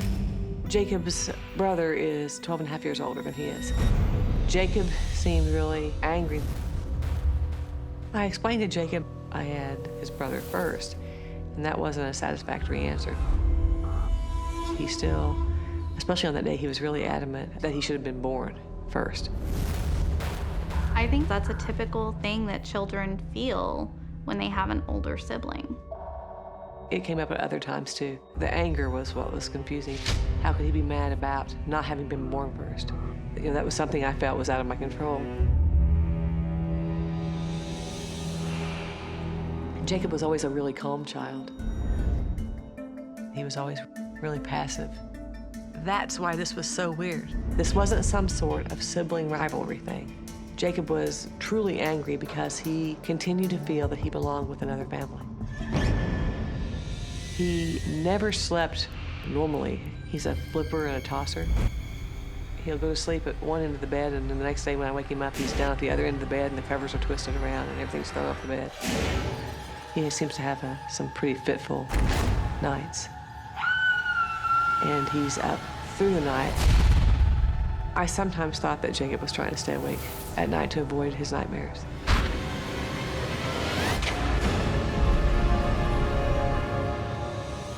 One day I saw Jacob drawing something strange. When I looked close at the picture, I couldn't believe my eyes. The images were frightening. Was this what was haunting him in his dreams?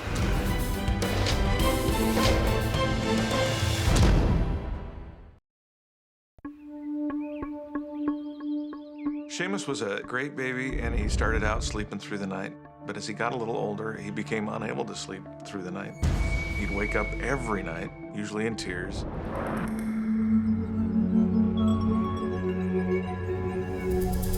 Ever since, he's been absolutely fascinated and obsessed with large ships. When he wanted toys, it was Legos that he could build ships out of. He would sit down at the table with pencils or crayons and draw pictures of ships. He's just absolutely fascinated. At first, it did seem odd, but I was quick to assign it to the fact that, hey, this is cool. My kid likes historical stuff. He likes things like I like, and he does so in kind of a smart and intelligent kind of way. I appreciated that. This started at the age of 3, and it continues on to this day. Anxiety sometimes is one of the things that would rear its ugly head with Sheamus. He seems to worry about death and dying. Aaron and I were on our way to a concert. It was going to be an overnight event, and Sheamus was staying with some family. Sheamus wanted to say goodnight, and when they tried to reach us, they weren't able because we didn't hear our cell phones. And then he was afraid that we had gotten in a car accident and died. I became even more aware and concerned about his worry about death and dying. It seemed like all the time. It made me feel a whole new level of compassion for this little being. How can he worry about more than if his shoes are tied the right way and he's got all the homework in his bag that he's supposed to have? This wasn't a normal young boy's way of thinking. We went on a family vacation this year, taking the boys to stay on the Queen Mary for the night because of Sheamus's fascination with ships. The Queen Mary is an old ship that you can stay at, it's like a hotel and has restaurants, and you can stay the night. Sheamus was just wide-eyed, just couldn't believe it. It was like he was a free spirit on the Queen Mary. He just was calm and free and just looked around, and he was intrigued by everything. Just all the details. He was fascinated with everything. He was more calm, but yet something strong, some sense or something was going on. One night after our trip, something changed. He came up to me and he was really upset. And then that's when he said that he was on a ship and it sank and that he died.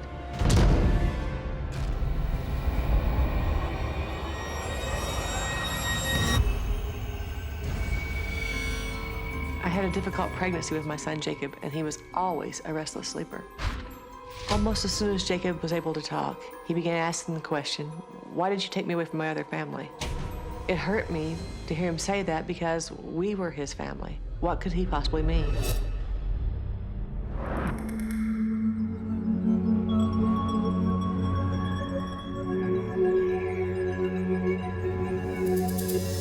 I really became concerned when I saw Jacob's drawings. I noticed Jacob continued to draw the same characters. They were dark, scribbly creatures with red eyes, usually. They remained constant in his drawings, not just the typical little boy drawings, but these black figures. So I finally asked him what they were, and he told me they were the shadow people. Jacob drew the shadow people all the time, even at school. But the one that was different was the Hat Man. The Hat Man is mean. The Hat Man always seems to stay away from Jacob as far as proximity. Jacob says he taunts him. He knows Jacob's afraid, that he harasses him. Standing outside of his bedroom door saying, "Jacob, you only have to take 5 steps to reach the bathroom light. Do you think you can do it?" "I don't think you can do it, Jacob." And so it's a constant bullying from the Hat Man. As he got older, he began to sleep with the TV on so that the room would be lighted. He felt more comfortable with it being lighted. I guess it keeps the shadow people, especially the Hat Man, away from him. I was scared in some ways because I know that he really thought he was seeing these things. The nightmares that keep him up at night do concern me. It is interfering with his sleep schedule, and I feel like that can make him more tired and experience these feelings more. I think Jacob has a great imagination. Jacob had a period of headaches. At that particular time, the headaches interfered with Jacob's daily activities. The pediatrician thought possibly that his headaches might be interrupting his sleep some too, and he had to have a brain test done. Jacob's test didn't indicate that he had any kind of brain disorder that could cause the headaches. Really unexplainable. Jacob was having nightmares, he was drawing shadow people, he was having severe headaches. I wasn't sure what to make of all the talk about the other family. I just know it seemed real to Jacob. He had been talking about these people for years. And then he told me something that made me wish he had never told me about any of this. He told me about the day he was murdered.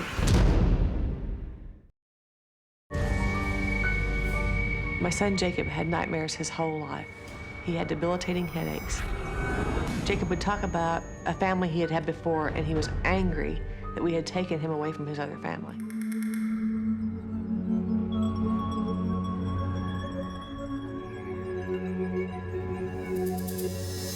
I was confused and saddened by the talk of the other family because I felt I was a source of his unhappiness if somehow I had actually taken him away.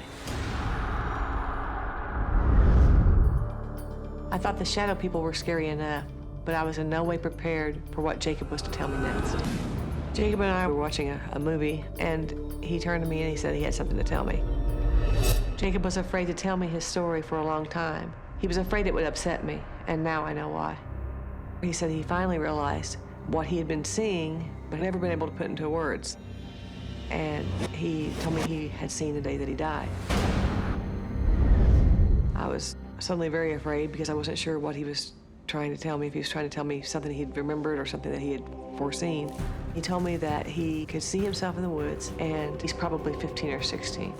And he turned his head to the left, look over his shoulder, and as he turned his head back forward, he was struck against the side of the head.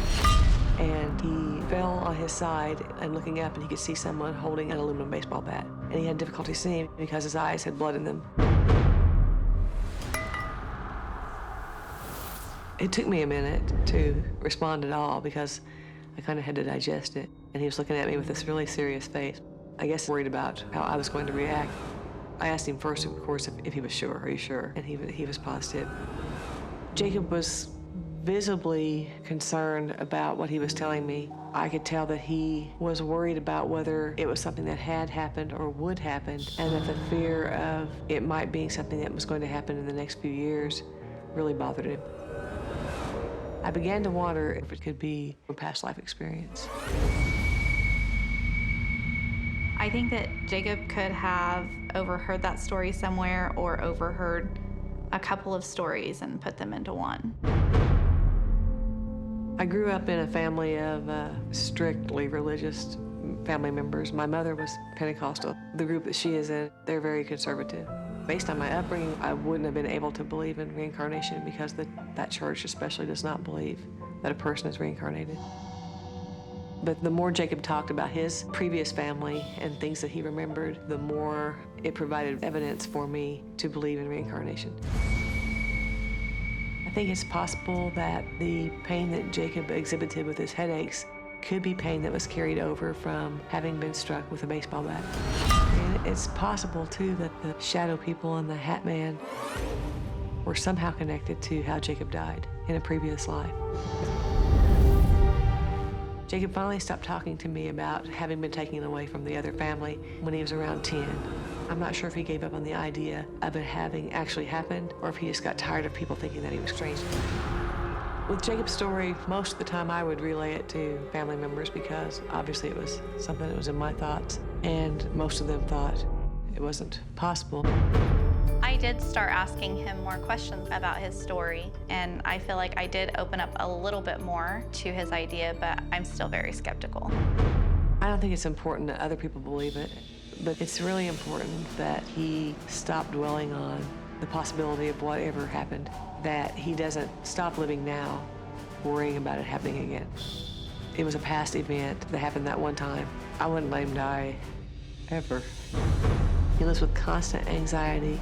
I want to help him understand that what happened in the past does not determine his future.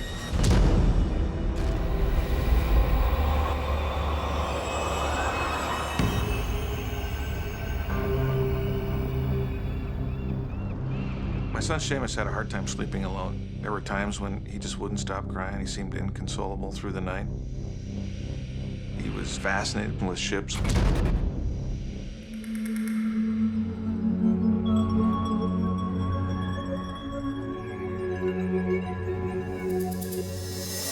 Out of the blue, he said he was on a ship and it sank and he died.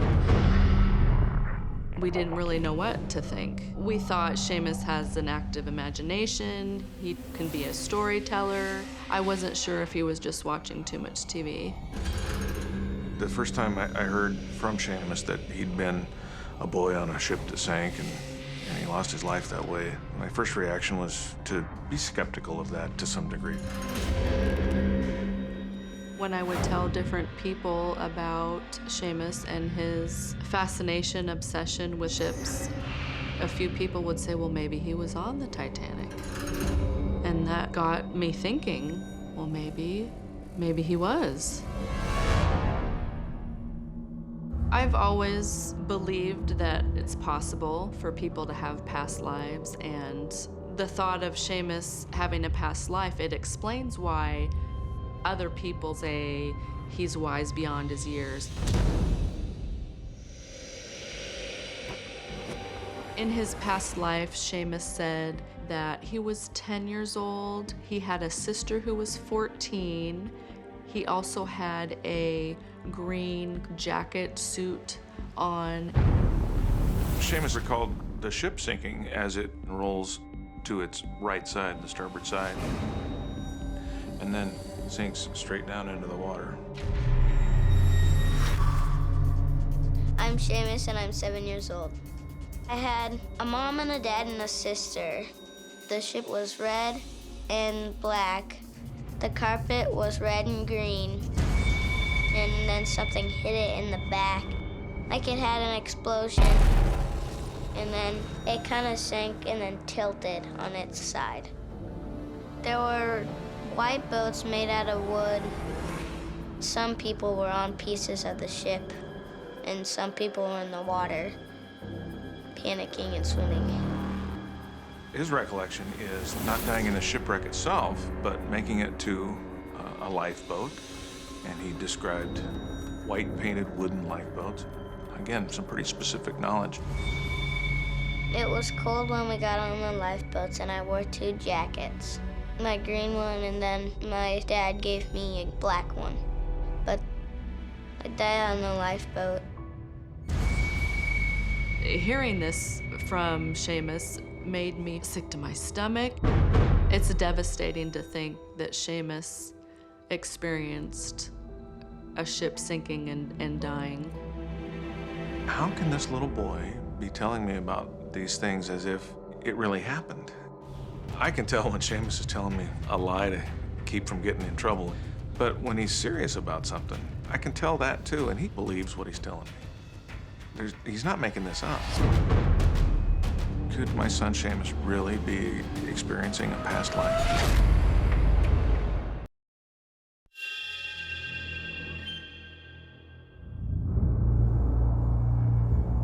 My son Sheamus has had trouble sleeping through the night. Sometimes he'll wake up crying and come to Mom and Dad's room. He worries about a lot of things. He recently told us he was on a ship that sank.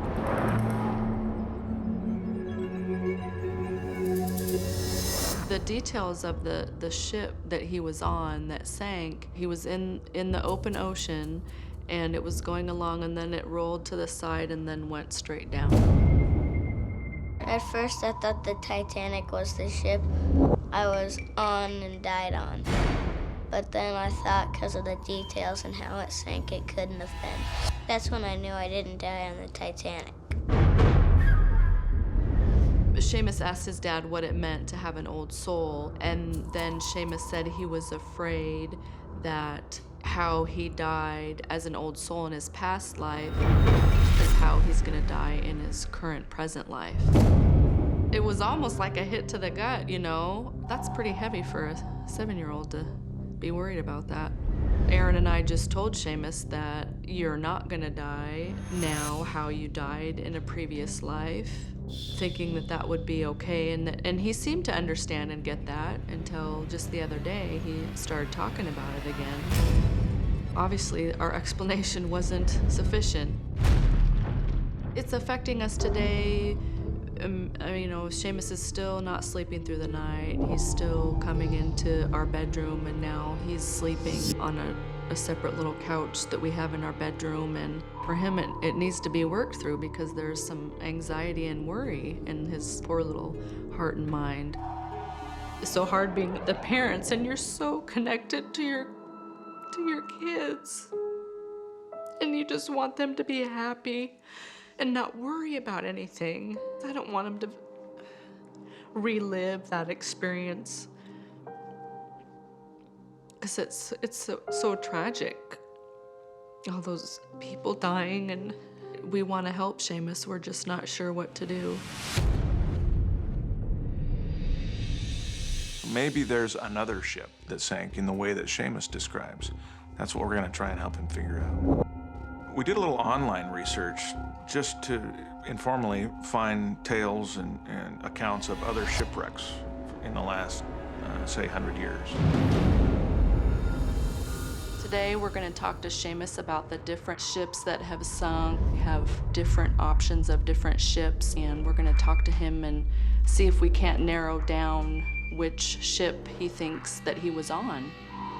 Well, I'm hoping to help him find closure to what his previous existence was all about. And gosh, I'm excited about that, because I think that'll help him not have to worry about the kid he was then, and to let him know that now it's all about this life.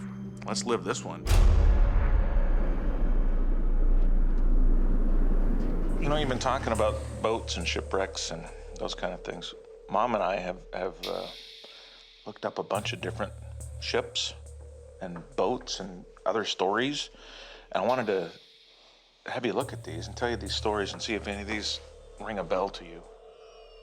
So this boat, this one is called the Callum, and it's from 1904. It was a ferry boat that sunk in a storm. Does that ring a bell at all? Does a ship this size or shape ring a bell at all? Maybe a little bit bigger, that ship. Bigger than this bigger. one? Okay, look at this one. This is called the Princess Sophia, and this was in 1918. This one's larger. This thing got stuck in a storm. Maybe like one size bigger than that. When you were on the ship, did you see any land around you, or was it just open sea? Open sea. Open sea. So Sheamus, this one is a much more modern ship. This is the MS Estonia, which sank in 1994. And what's similar about this one to the things you've described is, see how the boat is listing to the starboard side? Does that look familiar to you at all? No, that wasn't the ship, because the front has kind of that more shape. And then this is the lifeboat. The lifeboats were wooden and they were white. Wooden and white, okay. So that's a definite no-no there, too. So here's another one. Now look at this ship. That one, I think, could have been it.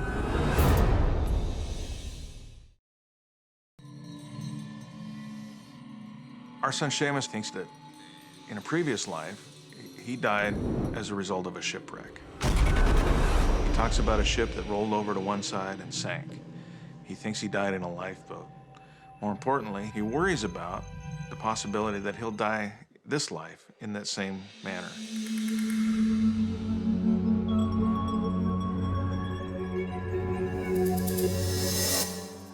The RMS Lusitania. This was torpedoed by a German U-boat, a submarine. Here it is going down. Here's a white wooden lifeboat. That one, I think, could have been it. It has 4 smokestacks, and it looks a familiar shape, and has the color white lifeboats. After showing him options, we ruled out some of the ships, narrowing it down to the possibility of which one he was on. There was one that he was really intrigued with, the RMS Lusitania. That's the boat that was sunk by a torpedo strike in 1915. So that matches a lot of the descriptions he's talked about. We still have to get him to let go of his fear of dying that way in this life. I think Sheamus is onto something. I think it's up to us now to help him find closure. Let's go out on a big fishing boat and have a little moment of silence and throw out a wreath in tribute. It's just a way to close that chapter a little bit. That sounds like a good idea. It's gonna be fun. Aaron thought of a wreath and flowers because that's kind of a tradition with any funeral. So we've come here today for a moment or two of quiet reflection. Generally, there's always some kind of flowers. Honoring tribute to all those who've lost their lives at sea, including the previous life of young Sheamus here. Anything you'd like to say? He was more emotional than I thought he would be. I felt physically his emotion and his sense of loss as saying goodbye.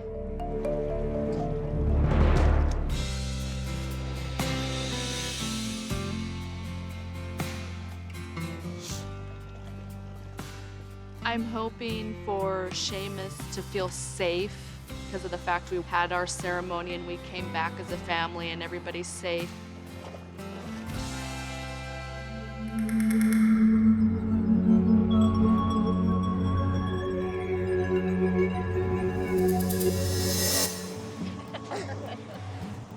Oh, see the sea lions on the buoy? Oh, jeez. Makes me feel better knowing that I won't die on a boat like I did in my past life.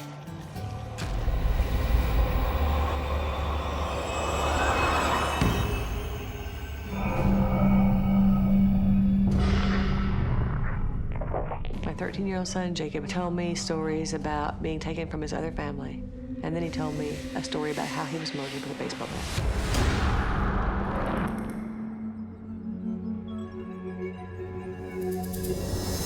I'd like for Jacob to be able to connect with something that would clarify some of his past life for him. My hopes are that he'll be able to sleep better, the headaches will stop, and he'll be able to be a happy, healthy child. My name is Jacob. I live in Oklahoma City. I'm 13 years old and I'm in the 8th grade. I do remember how I died in my past life. I was in a forest and I heard yelling coming from my own mouth, and then a rush of cold and something hitting me in the side of the head. And I saw a person who was standing, dropping an aluminum baseball bat. I started doing research about teens who were killed with a baseball bat, and unfortunately, I came up with several examples. I had to narrow my focus down to details that matched Jacob's description. And there were 2 or 3 stories, really, that stood out.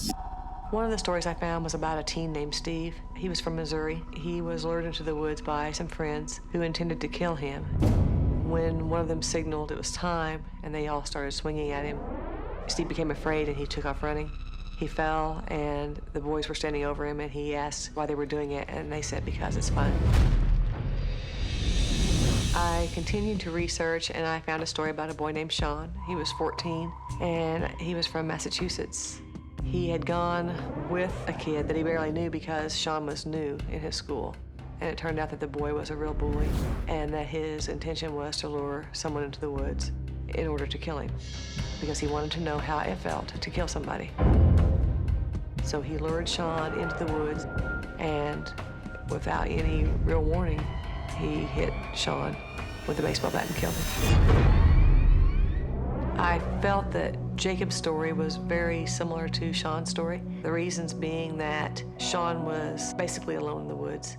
And in Jacob's story, he was in the woods also. He heard someone call out and looked over his shoulder, and when he looked back in Jacob's story, that's when he was struck.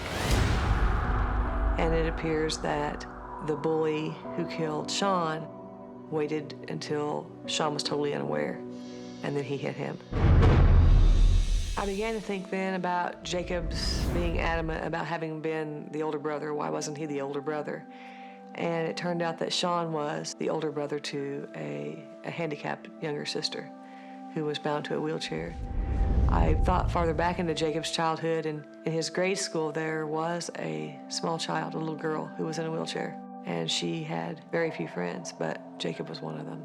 I wondered if he were drawn to her because of similarities in Sean's past.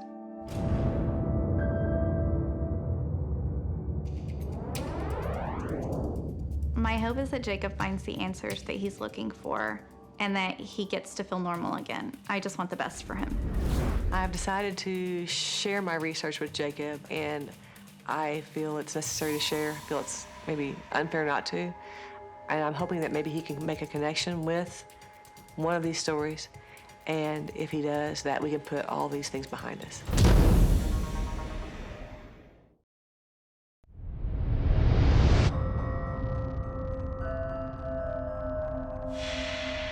My son Jacob believes he had a past life where he was murdered in the woods with a baseball bat.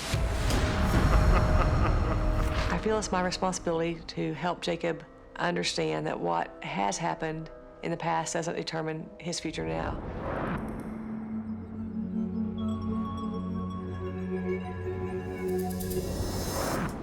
How would you feel about reading a couple of stories I found that have similarities? I actually really want to do that, yes. This one, of course, is the bully had sought out a boy and had taken him to the woods because he had planned to kill him. And it was winter time. Yeah. And it was cold, and you'd said something about the cold. This one was a group of boys that killed him. They chased him for a while, caught him, and they all hit him. And when he asked them why they were doing it, they said, because it's fun. Does either of those stories remind you of anything?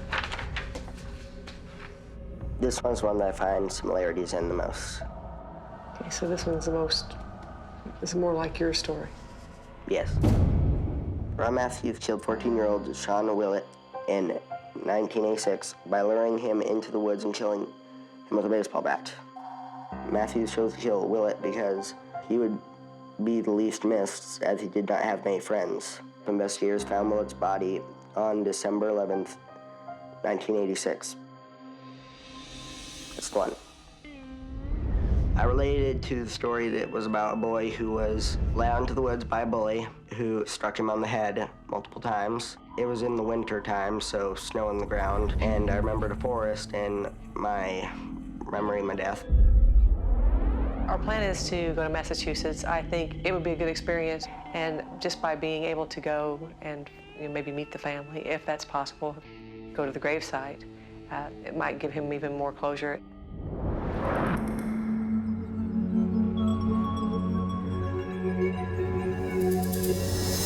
I'm feeling kind of nervous.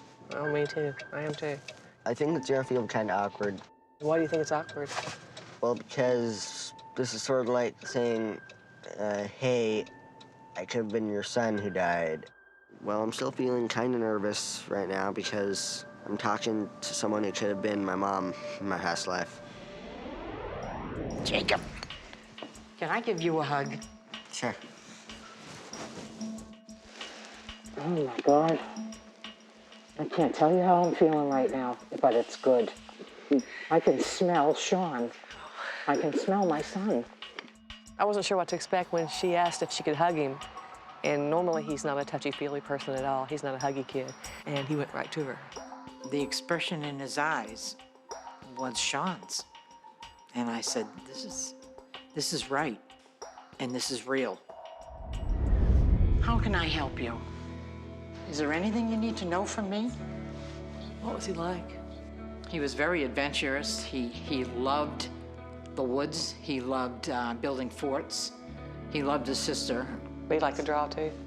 Yeah, loved to draw. Yeah, I always carry a sketch pad around with me. Do you really? Yeah. Sean did. My sketch pad. Wondered where they were all going. He had them. It was a great conversation, and I was able to talk to her really well, and I did feel a complete connection. I think Sean found his way home. That's how I feel right now. I really feel that way, Jacob. I don't know how to thank you. I will give you my number, and you can call me anytime. Don't ever sit on anything anymore. Just call. Pick up the phone and call, and if I don't have the answers, I'll tell you. But you'll also know that I have your back, and that I'm right beside you. Okay. Okay?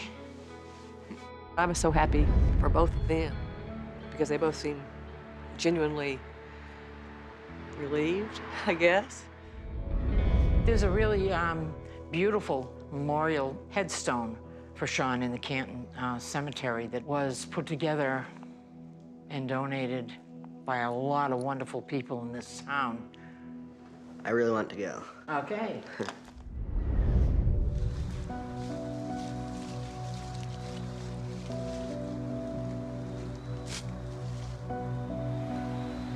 I feel pretty good right now. I feel... I don't know if it's anything I can say, but really I did feel some from this episode. Sean, even though you didn't get to live your life fully, I will try to live my life as long as I can, and then when I end, someone else will continue.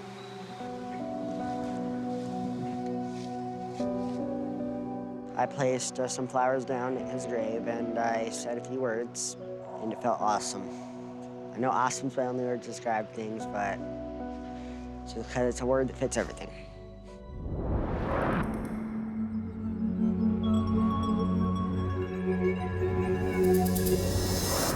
I'll have to stay in touch with Jeannie because I still might have things that I could talk about, and now I consider her a friend. I feel that the smile that Jacob had on his face today was a smile I'm not sure I've ever seen, honestly, in his whole life. I don't know if I've ever seen him that radiant. And I think now he will know he has a long and happy life ahead, so he's got a more positive outlook. Like I felt happy.